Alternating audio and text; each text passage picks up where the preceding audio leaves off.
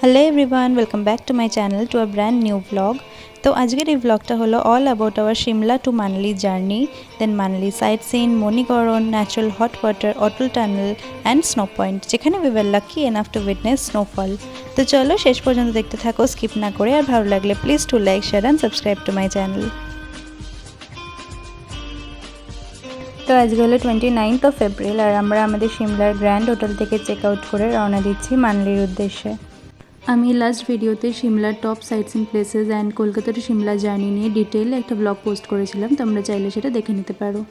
তো যারা আমার লাস্ট ভিডিওটা দেখেছো তারা তো জানোই যে যেহেতু আমাদের হোটেল অবধি গাড়ি ওঠা অ্যালাউ নয়, তাই ওখান থেকে ওই 500 মিটার্স মতো হেঁটে আমরা আবার এজি চক আসছি। আর ওখানে কুলি থাকে যারা লাগেজটা ক্যারি করে দেয় 100 কি 200 টাকা নিয়ে। তো চলে এসেছি আমরা এজি চকে, আর আজকে কিন্তু সকাল থেকেই খুব বৃষ্টি হচ্ছিল, ওয়েদারটা ভীষণ ক্লাউডি ছিল। আমরা এখন এজি চকে এসে দাঁড়িয়েছি আর প্রচণ্ড ঠান্ডা হাওয়া দিচ্ছে। আমরা এখন গাড়ির জন্য ওয়েট করছি। তো যাওয়ার পথে আমরা এখন দাঁড়িয়েছি সুন্দরনগর লেকে। এটা সুন্দরনগর রিজিয়নে মান্ডি ডিস্ট্রিক্টে। এটা একটা ম্যানমেড লেক, আর এখানে বিয়াস নদীর জলটা আসছে প্যান্ডো ড্যাম থেকে।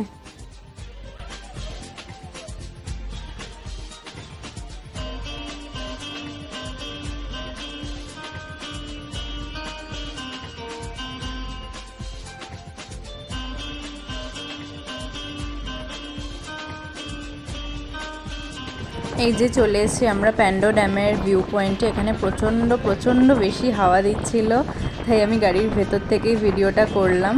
আর ওই যে দেখো অ্যারো দিয়ে দিলাম, ওইটা হলো প্যান্ডো ড্যাম।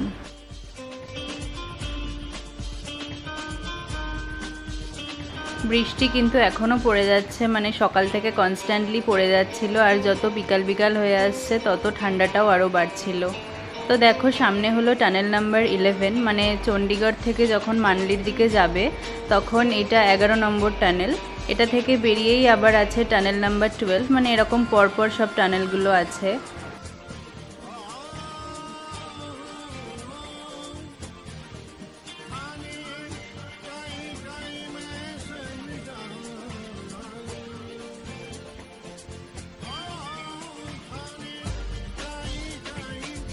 এখন আমরা মানালির অনেকটা কাছাকাছি চলে এসেছি, আর তোমরা এই প্রাকৃতিক সৌন্দর্যটা উপভোগ করো।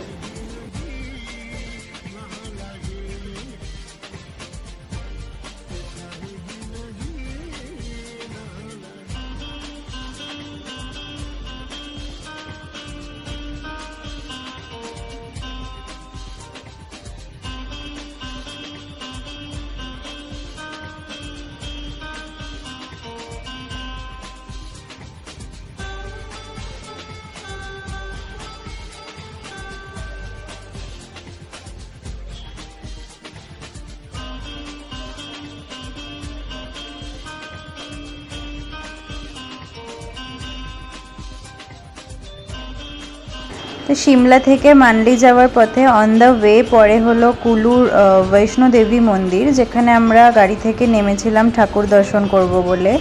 কিন্তু এখানে আমাদের সাথে একটা খুব বাজে ঘটনা হয় আর কি, মানে এই মন্দিরটা সন্ধে 6টার সময় ক্লোজ হয়ে যায়।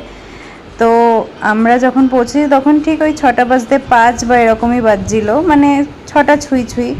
এই যে কোলাপসিবল গেটটা দেখছো, এটা কিন্তু খোলা ছিল, আমরা নিজে থেকে খুলিনি, বা মানে এখানে কোনো ক্লোজড বলে কিছু লেখাও ছিল না। তো আমি যেহেতু আগে ছিলাম ক্যামেরা ধরে, তো আমি ওই ওপর অবধিও পৌঁছে গেছিলাম, আর আমার বাবা মা একটু পরে আসছিল। তো তারা যখন ঢুকতে যাচ্ছিল তখন ওরা হঠাৎ করে গেটটা বন্ধ করে দেয়, বলে যে এখন দর্শন করা যাবে না। আর তো তারা বলে যে আমার মেয়ে ওপরে আছে, তো আমাদেরকে একটু মানে মেয়েকে অ্যাটলিস্ট ডাকতে দিন। আর আমি তো ওপরে চলে গেছিলাম, আমি বুঝতেও পারছি না নিচে কি হচ্ছে। তারপরে এইসব মানে ওদের এতটাই বাজে ব্যবহার, মানে কিছু বলার নেই। আমরা ঠাকুর তো দর্শন করতেই পারলাম না, আমি ওপরে গিয়েও বুঝতে পারলাম না ঠাকুরটা অ্যাকচুয়ালি কোন ফ্লোরে, মানে আমি জাস্ট একটা ওপরের ফ্লোরেই অবধি উঠেছিলাম। তো যাই হোক, মানে কি বলবো, মানে ওনাদের ব্যবস্থা বা ব্যবহার এতটাই খারাপ। আর কোলাপসিবল গেটটা এত জোরে টেনে দিয়েছিল, আমার বাবার হাতে খুব জোরে লেগেছিল। আমার বাবা জাস্ট একটাই কথা বলছিল যে আমার মেয়ে ওপরে আছে, ওকে ডাকতে দিন। তো সেটাও ওরা শুনতে চাইছিল না। যাই হোক, তো আমাদের তো আর ঠাকুর দর্শন হয়নি, আর আমার মনেও হয় না এরকম একটা জায়গায়, মানে এত খারাপ যেখানে মানুষজন, সেখানে আদৌ ঠাকুর থাকে বলে।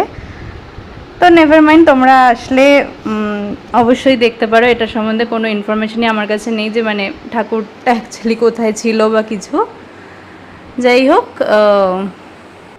ওনাদের এই বাজে ব্যবহারের একটা ছোট্ট ক্লিপ আমি এই কারণে রেকর্ড করেছিলাম যাতে তোমরাও দেখতে পারো, মানে অ্যাটলিস্ট আমরা কি এক্সপিরিয়েন্স করেছি সেটা তোমরা দেখতে পারো, আর কিছুই না। আবার ওনাদের এতটাই বেশি ঔদ্ধত্য বোধ যে ইনফ্যাক্ট এটাও বললো ক্যামেরার দিকে আঙুল, মানে অল দ্য বেস্ট দিয়ে, যে এই ভিডিওটা ওয়ার্ল্ডে ভাইরাল করে দিতে পারো, তাও আমাদের কিছু এসে যায় না।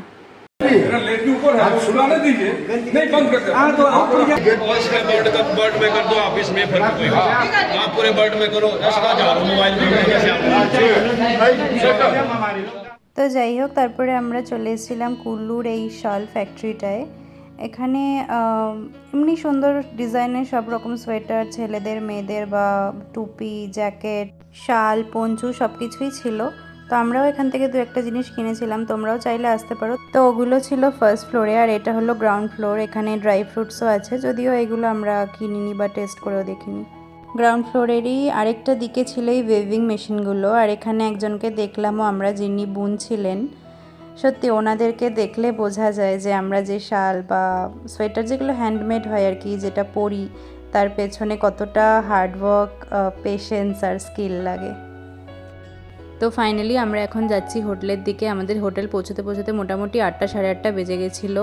তখন আর হোটেলটা বাইরে থেকে ভিডিও করতে পারিনি, কারণ প্রচণ্ড বৃষ্টি পড়ছিল, আর তার সাথে ছিল একটা কনকনে ঠান্ডা, প্রায় 1 ডিগ্রি 2 ডিগ্রি মতো ছিল। আমাদের হোটেলের নাম ছিল নিউ অম্বিকা ইন্টারন্যাশনাল। আর এটা হলো পরের দিন সকালে। হোটেলের ব্যালকনিটা থেকে ভিউ, অসাধারণ একটা ভিউ, আর বৃষ্টি হয়েছে বলে পাহাড়ের ওপরে ওপরে বরফ জমেছে। আমি হোটেলটা তোমাদের পরে বাইরে থেকে ভালো করে দেখাচ্ছি আর সব ডিটেলসও বলে দিচ্ছি। তবে আমাদের ভাগ্যটা ভালো ছিল যে কালকে সারাদিন বৃষ্টি হলো, কিন্তু আজকে ওয়েদারটা খুবই সানি ছিল আর আমরা ভালো করে ঘুরতে পেরেছি। তো আমাদের সাথে আমার পিসিরা গেছিলো, আর আমাদের দুটো রুমই যেহেতু পাশাপাশি ছিল, তো ব্যালকনি দুটোও অ্যাটাচড। এটা বেশ ভালো ছিল, আমরা যখন তখন এসে এখানটা গল্প করতে পারতাম, বা টুক করে কিছু দরকার হলে এখানটা চলে আসতে পারতাম বারান্দায়। আমাদের রুমগুলো ছিল 4th ফ্লোরে, লিফট আছে, সো কোনো প্রবলেম নেই। আর আমরা নিয়েছিলাম দুটো ডাবল বেড রুম, যেগুলো ছিল 2200 টাকা পার নাইট ইচ রুম। আর এক্সট্রা পার্সন থাকলে, মানে যেমন আমরা 3 জন ছিলাম, তো তার জন্য 500 টাকা extra per day with 1 extra mattress. আর দেখো এখান থেকেও ভিউটা কত সুন্দর, মানে আমরা এমনি রুমের ব্যালকনি থেকেও যে ভিউটা পাচ্ছিলাম, ওটার আরেকটু এই সাইডের ভিউটা আর কি। হোটেলটা কিন্তু খুবই ভালো, মানে লোকেশন ওয়াইজ বা এমনিও স্টাফদের বিহেভিয়ার বা ক্লিনলিনেস, এগুলো সবই ঠিকঠাক। রুমটাও তোমাদের দেখাচ্ছি। আমাদের ছিল এইখানে একদম লাস্ট দুটো রুম, 305 আর 306 নম্বর। এটা ছিল রুম নাম্বার 305। ঢুকেই বাদিকে ওয়াশরুম। আর অ্যাকচুয়ালি ভিডিওটা আমি চেক আউটের সময় করেছিলাম, তো চাবিটা নিয়ে চলে গেছিলো বলে আর লাইটটা অন করা যায়নি। বাট মানে অনেক বড়ই ছিল বাথরুমটা, গিজারও ছিল। আর ওইদিকে দেখো ওয়ার্ড্রোব, আর এদিকে একটা ড্রেসিং এরিয়া উইথ মিরর, এদিকে টিভি আছে, বেড, তারপরে এখানে একটা সিটিং এরিয়া ছিল ভালো, বেশ জানলার পাশে, মানে ব্যালকনির পাশে। আর এটা তো ব্যালকনি থেকে ভিউটা, যেটা খুবই সুন্দর।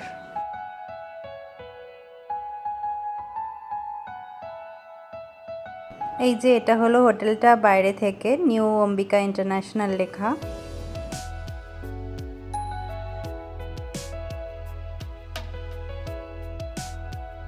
আর এটা ওদের রিসেপশন এরিয়াটা, এইদিকে সিঁড়ি আছে আর ওদিকে লিফটও আছে। তো দেখো হোটেলটা এরকম একটা এরিয়া, এখানে আশেপাশে অনেক কটা হোটেল আছে। আর হোটেল বুলবুল আছে একটা সামনে, ওটা বাঙালি রেস্টুরেন্ট, ওখানে আমরা রোজ ব্রেকফাস্ট আর ডিনারটা করতাম। তো আজকে ওয়েদার ভালো থাকায় আমরা রওনা দিয়েছি মণিকরণের উদ্দেশ্যে। ওখানে একটা গুরুদ্বারা আছে, একটা শিব টেম্পল আছে, আর আছে ন্যাচারাল হট ওয়াটার। তবে ওখানে রাস্তাটা খুব একটা ভালো না, মানে ল্যান্ডস্লাইডের সম্ভাবনা আছে বা পাথর পড়ে অনেক সময়, তো ওই জন্য বৃষ্টির দিনে অ্যাভয়েড করাই ভালো। ওই জন্যই আমরা গতকাল যেতে পারিনি, ওটা অ্যাকচুয়ালি গতকালই হয়ে যাওয়ার কথা ছিল। তো ওই জন্য আজকে আমাদের প্রায় 200-250 কিলোমিটার মতো এক্সট্রা আপ অ্যান্ড ডাউন করতে হবে, মানে ওই জায়গাটা পার্টিকুলার যাওয়ার জন্য। তবে জায়গাটা খুবই সুন্দর, 4th ভিজিটিং, তাই আজকে ওয়েদার ভালো থাকায় আমরা বেরিয়ে পড়লাম মণিকরণের উদ্দেশ্যে। আচ্ছা, আরেকটা কথা বলে রাখি, এটা আমি আমার আগের সিমলার ব্লগটাতেও বলেছিলাম, বাট যারা দেখোনি তাদের জন্য বলছি। আমরা আমাদের এই পুরো সিমলা মানালি ট্যুরটার জন্য কলকাতা থেকে একজনকে কন্ট্যাক্ট করেছিলাম। ওনার নাম হলো ধরমপাল ঠাকুর, আর ওনার ভাই পবন ঠাকুর, উনি আমাদের পুরো এই জার্নিটায় পাইলট ছিলেন। তো চলো ওনাদের সাথে একটু আলাপ করিয়ে দিই। আচ্ছা, আমাদের সিমলা মানালি যে পুরো ট্যুরটা, ওটাতে উনি আমাদের ড্রাইভার সাহেবজি পবনজি, আর উনি ধরমপালজি জি। তো আমি ওনাদের ফোন নাম্বার দিয়ে দেবো, তোমরা কন্ট্যাক্ট করতে পারো। আর आपका वो स्पेशल डायलॉग बोल दीजिए थोड़ा। हिमाचल का मौसम और बॉम्बे का फैशन कब बदलता है वही पता रहता है। যেমন কালকে সারাদিন বৃষ্টি, আজকে কিন্তু রোদ উঠে গেছে। তো দেখতেই পেলে আমার আর আলাদা করে কিছু বলার নেই, ওনাদের ব্যবহার খুবই ভালো আর আমাদের এক্সপিরিয়েন্স পুরো ট্যুরটাই ওনাদের সাথে খুব ভালো ছিল। তো এবার আসি কার রেটে। তো সেটা সিজন ওয়াইজ বা ছোটো না বড় গাড়ি তার উপর তো ডিপেন্ড করেই, তবে মোটামুটি 4 থেকে 6,000 টাকা পার ডে। আর যদি আমাদের কথা বলি, আমরা ছিলাম 5 জন, আমাদের বড় গাড়ি ছিল আর আমাদের 8 দিন মতো ছিল। চণ্ডীগড় এয়ারপোর্ট থেকে আমাদের পিক আপ করেছিল আর নিউ দিল্লি রেলওয়ে স্টেশনে ড্রপ ছিল। তো সেই সব মিলিয়ে আমাদের পড়েছিল 45,000 মতো। তো দেখো, যেমনটা আগে বলছিলাম, এখানের রাস্তাটা খুব একটা ভালো না। পাশেই আছে পার্বতী নদী, আর আমাদের ড্রাইভারজি বললেন গত বর্ষায় এই রাস্তাটা পুরো ভেঙে গেছিলো, তাই এখন আবার নতুন করে কনস্ট্রাক্ট করা হচ্ছে।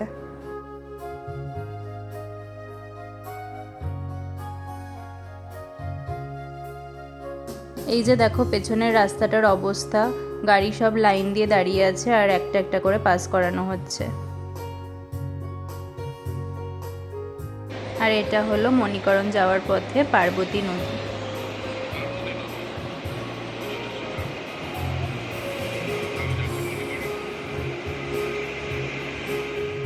তো ফাইনালি আমরা চলে এসেছি মণিকরণ গুরুদ্বারা অ্যান্ড শিব টেম্পলে।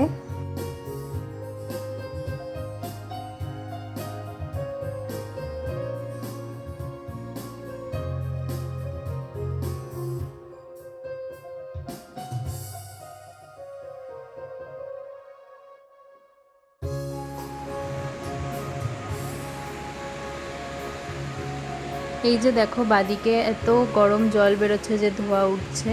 আর এই ন্যাচারাল হট ওয়াটার পেছনে রহস্যটা হলো পার্বতী ভ্যালি রিজিয়নে কিছু খুব ডিপ ক্র্যাকস আছে, আর নিচের টেম্পারেচার যেহেতু খুব বেশি তাই জলগুলো নিচ থেকে উপরে হট স্প্রিং হিসাবে আসে। আর এই জলটা যেহেতু অনেকটা ডিপ থেকে আসছে তাই এটায় প্রচুর পরিমাণে মিনারেল আছে, মেনলি সালফার।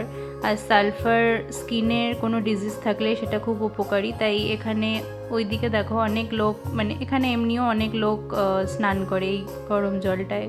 এখানে প্রবাবলি সব ছেলেরাই ছিল, আর ভেতর দিকে আরেকটা জায়গা আছে মেয়েদের স্নান করার জন্য। তো চলো গুরুদ্বারে প্রবেশ করা যাক। এই যে জায়গাটা দেখছো, এখান থেকে বাদিকে চলে গেলে শিব মন্দির, আর আরও উপরে উঠলে গুরুদ্বারাটা, আর ডান দিকে হলো লঙ্গরখানা।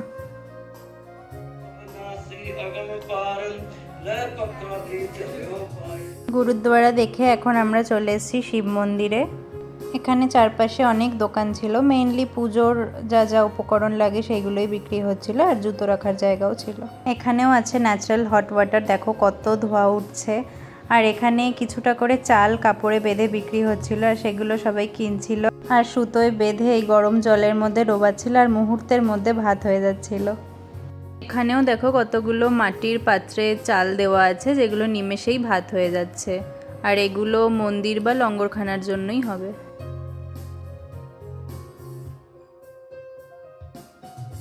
তো চলো এবার মন্দিরে ঢুকি, শিব ঠাকুরকে দর্শন করি।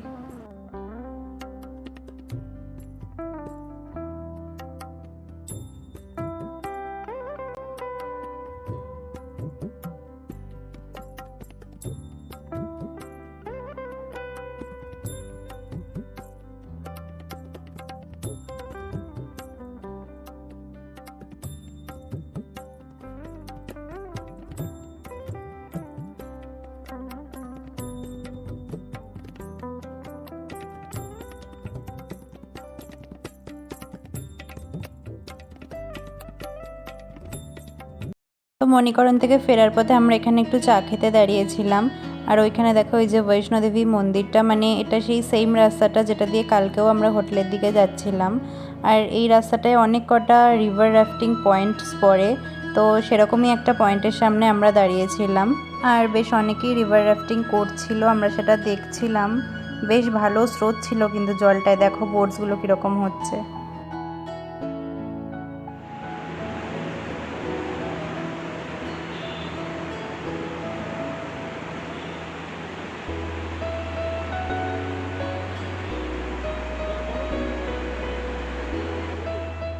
তার কিছুটা পরেই ছিল এই কাশ্মীরি ড্রাই ফ্রুটসের দোকানটা। আমাদের ড্রাইভার জি এখানে দাঁড় করালেন আর বললেন যে এখানে ভালো পাওয়া যায়। তো আমরাও ঢুকলাম, একটু দেখে ঠেকে মানে অনেক কটাই টেস্ট করেছিলাম, তারপরে কিছু কিনেও ছিলাম। এমনি ভালো খারাপ না, তবে কতটা জেনুইন সত্যিই জানি না। আর ওরা একটা কার্ড দিয়ে দেয়, ওটা দিয়ে চাইলে পরে বাড়ি থেকে অর্ডার করা যায়। তারপরে আরও কিছুটা এগিয়ে আমরা এখানটা একটু দাঁড়িয়েছিলাম। দেখো সিনারিটা কি সুন্দর, পাহাড়ের গায়ে গায়ে মেঘগুলো কত সুন্দর লাগছে। অ্যাকচুয়ালি এখানটা ছিল এই যে এটা একটা অ্যাপেল গার্ডেন, যদিও একটাও অ্যাপেল এখনও নেই, তবে গাছে ফুলগুলো ছিল, সবে ফুলগুলো এসছে, অ্যাপেল আর কদিন পরে হবে।